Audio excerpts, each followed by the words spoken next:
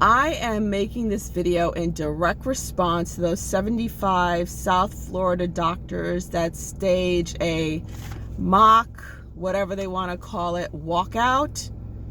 I work in a large hospital in Florida, and I recently changed my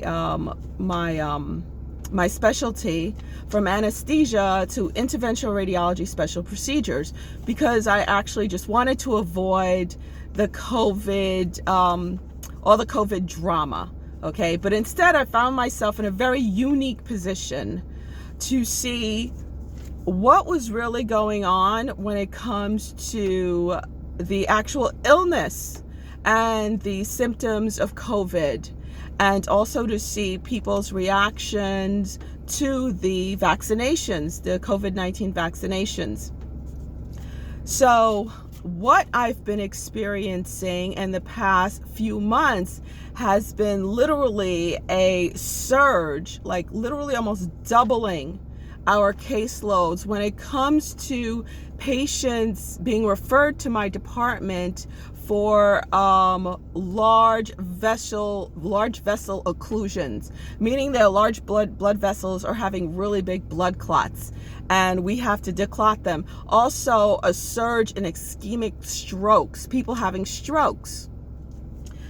And the population where we're seeing the majority of this happening is actually patients who contract COVID and have been vaccinated. So when they're saying that they're exhausted and overrun by non-vaccinated patients in the hospitals, yes, we are experiencing a surge in COVID positive patients. But they're not being completely honest when they're saying that the majority are non-vaccinated. No, it's actually more of a 60-40 split, what I'm seeing. And with these vaccinated patients, again, their blood clots are even larger.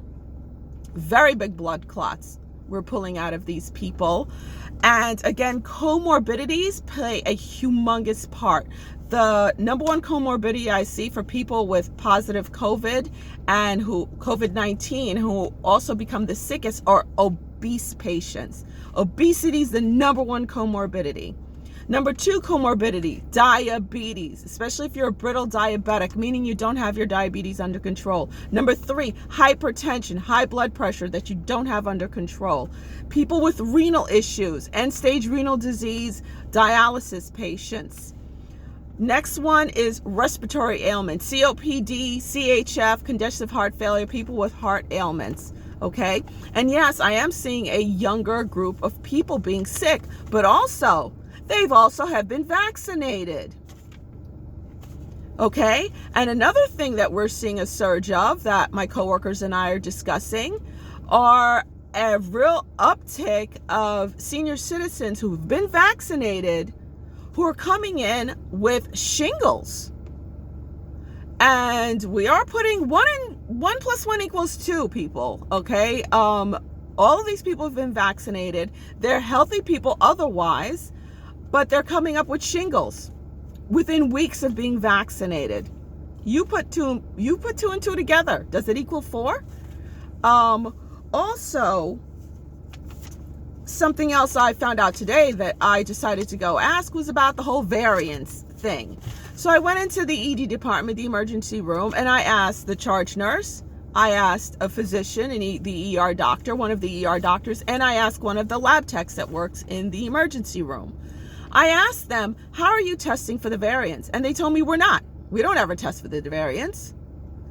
And the ER doctor who works for 3 other facilities, like, no, what they do is once in a while they request that we send a positive sample, somebody whose swab was positive for COVID, to a special lab, and they'll test to see what variants it is. But the hundreds that they test a day, no, they're not testing for variants. They're using the exact same test.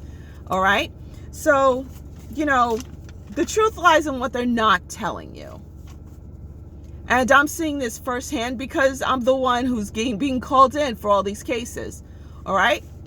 So put 2 and 2 together. It still equals 4.